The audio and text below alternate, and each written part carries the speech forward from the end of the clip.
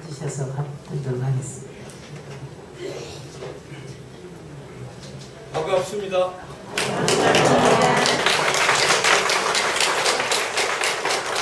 우리가 척추가 협착증이 있습니다.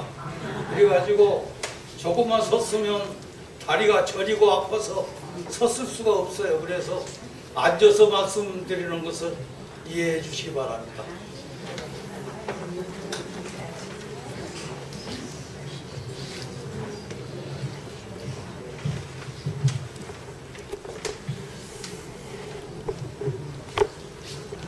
지난번에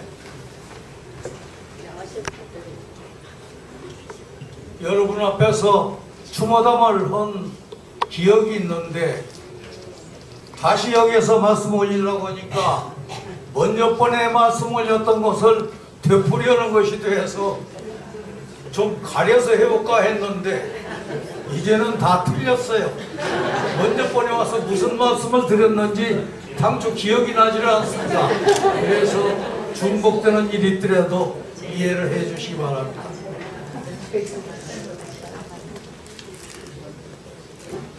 제가 자랑할 것이 별로 없는 사람입니다. 그런데 꼭 한 가지 여러분께 자랑할 수 있는 것은 지금 생존해 계시는 여러분들 가운데에서는 제가 가장 먼저 대종사님을 배웠다고 하는 것입니다. 지금 교도가 몇 분인지 모르지만 전국에 있는 모든 교도들 가운데 제가 가장 먼저 대종사님을 배웠으니 그 자랑거리가 될 만하다고 생각합니다.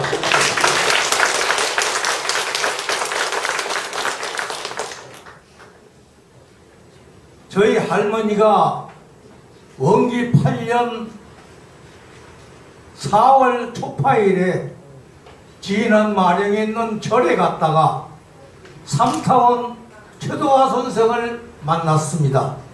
그때 삼타원 최도화 선생은 행상을 하고 계시는 분이기 때문에 우리 집에도 몇 번 찾아와서 그래서 안목이 있는 사이라 만나서 반갑게 인사를 했더니 부안 복례산에 생불림이 나셨으니 한번 가서 뵙자고 그랬습니다. 할머니는 신앙심이 두터운 양반이라 그 말을 듣고 바로 그러자고 해서 마령에서 부안 복례산까지는 약 150리가 됩니다. 중간에 하루 저녁 자지 않고서는 갈 수 없는 데인데 최도화 선생을 따라서 부안 복례산까지 가셨습니다. 그래서 첫눈에 대종사님은 틀림없는 생불림시다고 믿어버렸습니다. 그래서 그 자리에서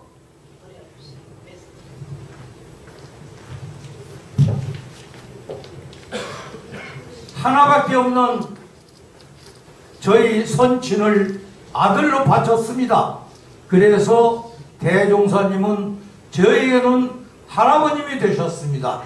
네, 그로부터 평생 동안 그때 바쳤던 신앙심이 한 번도 변해본 일이 없습니다.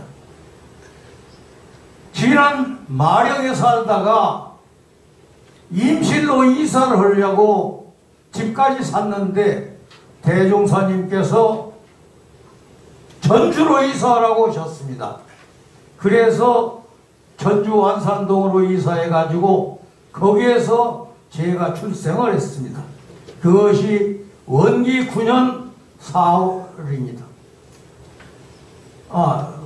그것이 원기 9년입니다.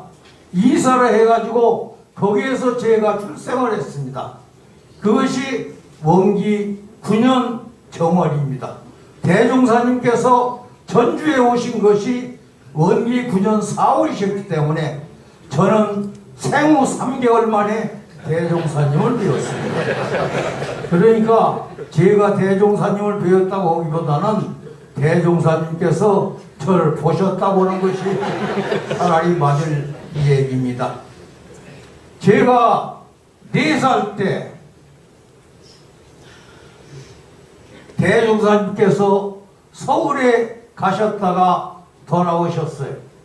그러니까 전국 군내에 살던 모든 사람들이 인사를 올리러 갔습니다.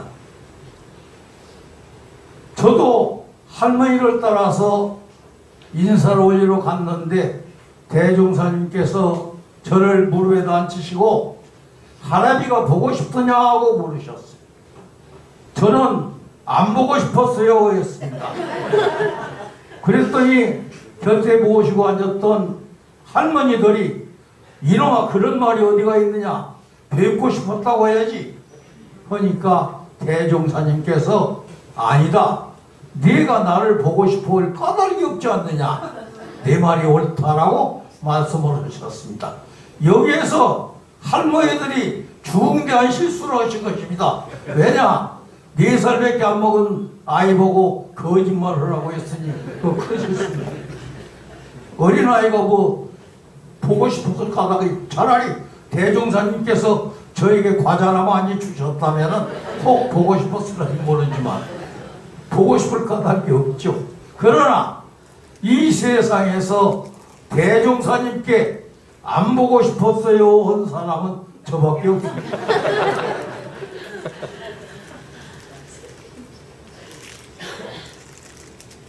저는 6살 때 한문 공부를 시작했습니다. 그때 제 친구라고는 대종사님 둘째 아드님이신 박길주하고 대종공예도 나옵니다마는 문정규 선생님이 계세요. 그 문정규 선생님의 손자인 문동호하고 저하고 셋이 언제나 같이 생활을 했습니다. 셋이 같이 한문 공부를 하게 됐는데 우리한테 한문을 가르쳐 준 어른이 대산종사님이십니다. 그때 대산종사님이 굉장히 어른이신지 알았는데 지난번에 대종사님 100주년 탄생 기념대회 갔더니 대산종사님이 1914년생으로 되어 있어요. 그러면 저보다 10살 위십니다. 10살 위시면 그때 16살 청소년이실 때 저에게 한문을 가르치셨습니다. 저는 다른 서당에서는 천자문을 가르치는데 저는 이천자문을 배웠어요. 이천자문은 한일 두의서부터 시작됩니다. 이렇게 대산종사님께 한문을 배웠는데 대산종사님이 별명 하나씩을 지어주셨어요. 대종사님의 둘째 아드님은 별렁새,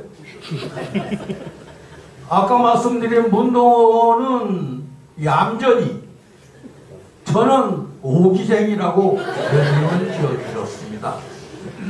그런데 여기에서 여러분께 말씀드리고 싶은 것은 어렸을 때 얌전하다고 좋아할 것이 아니라 왜 얌전한가를 잘 살피셔야 합니다. 문동호는 8살에 학교에 들어가가지고 학교 다니면서도 고개를 이러고 다녔어요. 기운이 없습니다. 기운이 없으니까 얌전했어요. 그러다가 8살 때 세상을 떴습니다. 아이가 천성이 얌전해서 얌전한가, 기운이 없어서 얌전한가 잘 구별을 하셔야 됩니다. 대산종사님께서 부산에 출장을 가셨기 때문에 2주일 동안 대종사님께 한문을 배웠습니다. 조실에 가서 한문을 가르칠 때에는 저희 3사람한테 그 신부들이 시집갈 때 해가지고 하는 방석이 있습니다. 두꺼운 이런 방석을 내주셨어요. 그래서 그 방석을 깔고 공부를 했습니다. 대종사님께서 어린아이한테는 특별히 잘 대우를 해주셨습니다. 대종사님께서 언제나 하신 말씀이 어른들은 섭섭한 마음이 들어도 이해할 줄 알아 안다. 그러나 어린아이는 이해할 줄을 몰라.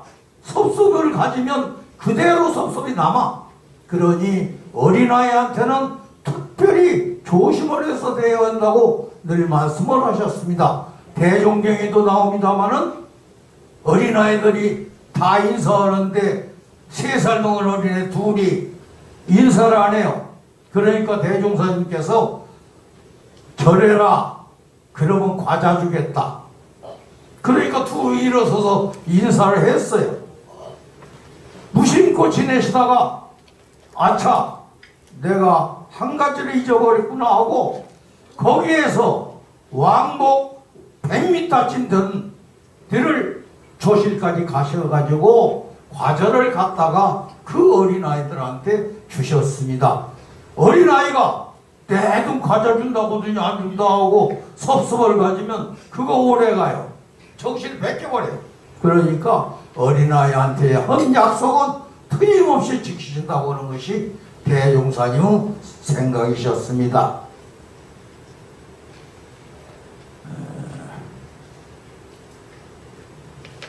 조송광 선생이라고 계십니다. 아마 대종경에도 나오는 걸로 알고 있습니다만 조송광 선생은 김제 원평에 사시던 한약방 의사님이세요. 한의사예요. 이 양반은 기독교 장로입니다.